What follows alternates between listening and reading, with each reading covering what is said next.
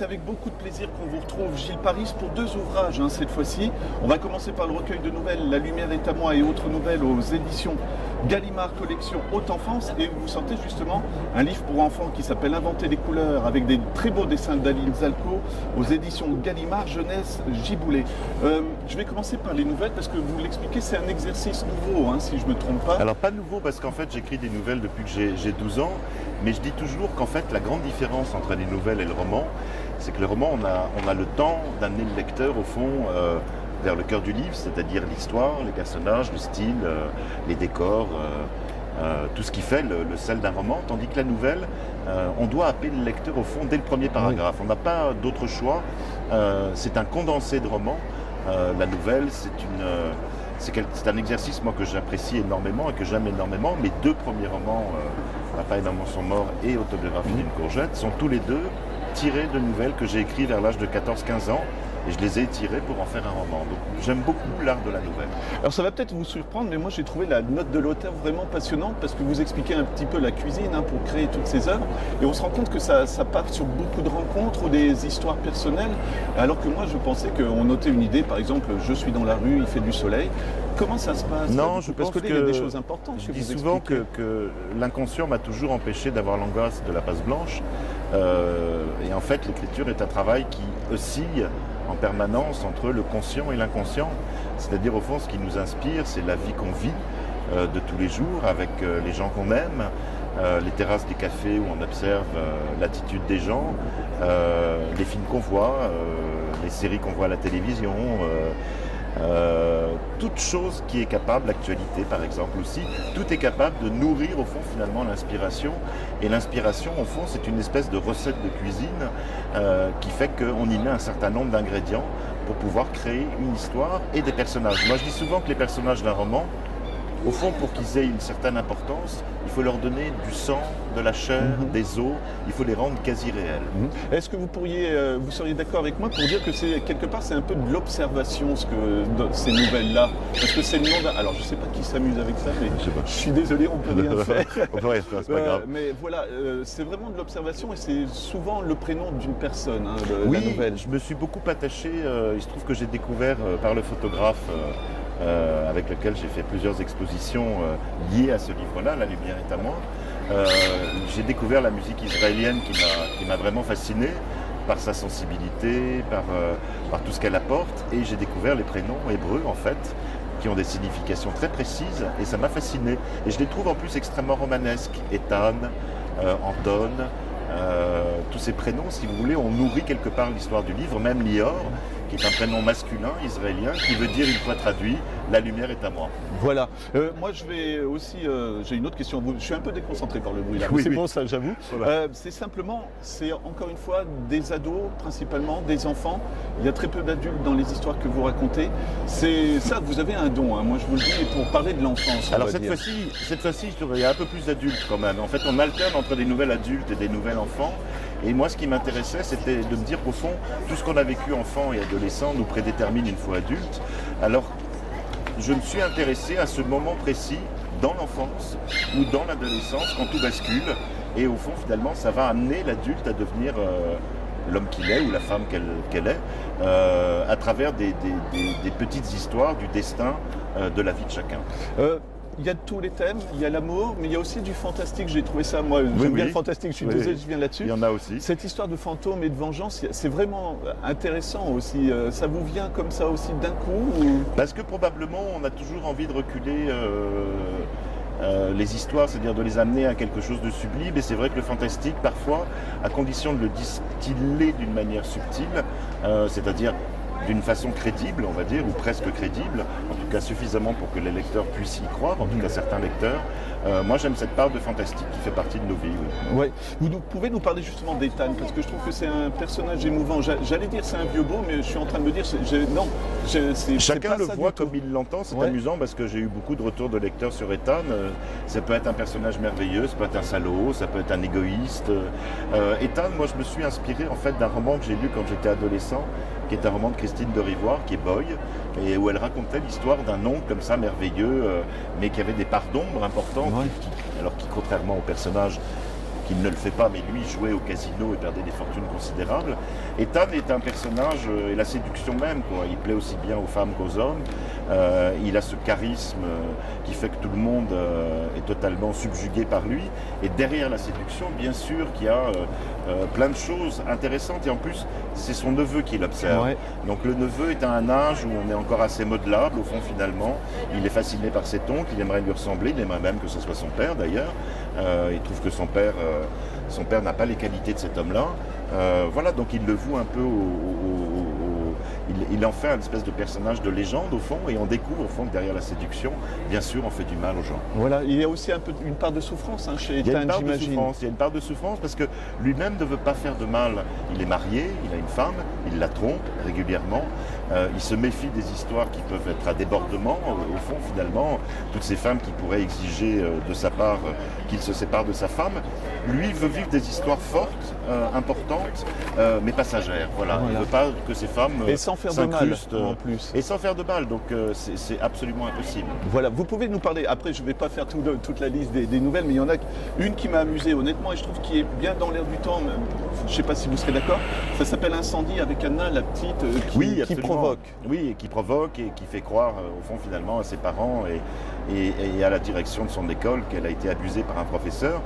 Tout simplement parce que le professeur ne s'intéresse pas plus à elle qu'à une autre élève et qu'il ne joue pas son jeu et elle va se venger au fond finalement. C'est une histoire de vengeance, mais elle sera prise au piège. On le découvrira dans la nouvelle pourquoi. Elle sera prise au piège et au fond, ce sont des choses qui arrivent aussi régulièrement dans les écoles et tout ça. Et je voulais faire, j'aime bien de temps en temps avoir des héroïnes qui sont un peu pestes, qui sont un peu comme ça, manipulatrices. Il y a la toute dernière aussi. C'est ce que j'allais vous demander. Mais là, expliquez-nous un peu le processus de création pour la petite dernière avec Rose, parce que c'est vraiment d'une méchanceté, mais alors... Oui.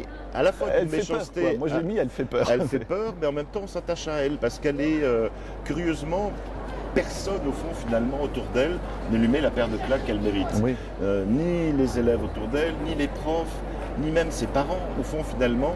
Et donc elle en profite parce qu'elle sent qu'elle a une incidence et une importance par rapport à tous ces gens qui n'osent pas la remettre à sa place.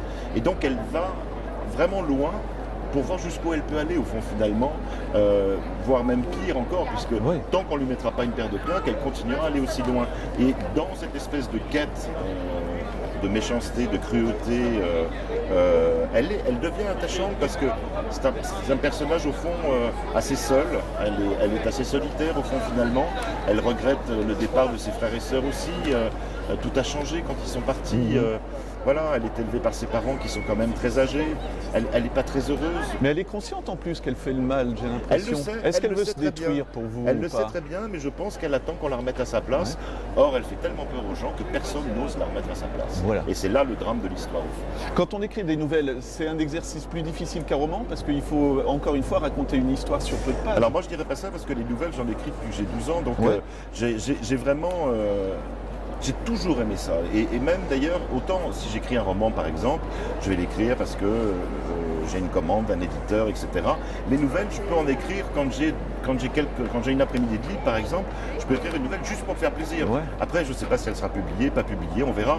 Mais je veux dire, c'est le plaisir d'écrire vraiment pur à l'état pur. Alors, si vous voulez bien, on va passer à votre livre jeunesse, mais que je trouve prolongement naturel. Finalement, ça pourrait être une nouvelle aussi.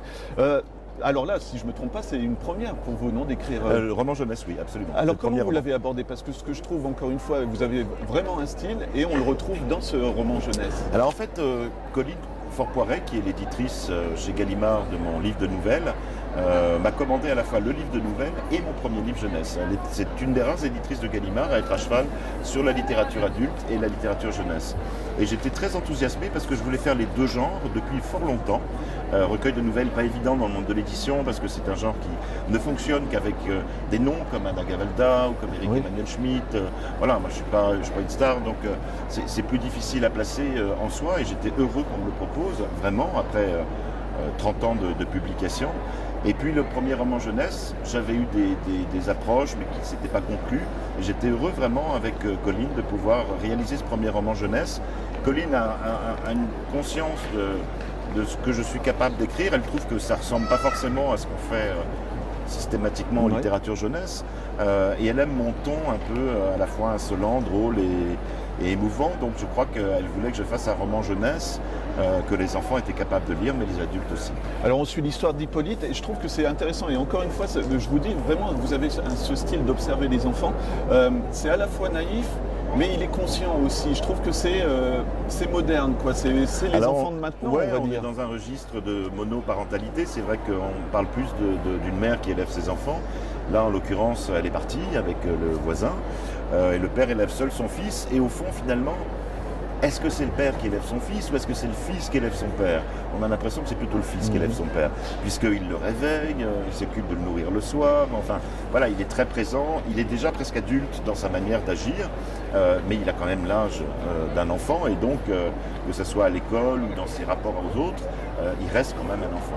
Oui, ce que je trouve intéressant, il y a l'histoire du divorce, mais c'est un père aimant pour une fois, c'est pas le père qui veut pas exactement, le voir. C'est très juste. Voilà. C'est un père aimant qui a un peu baissé les bras, qui a un peu démissionné.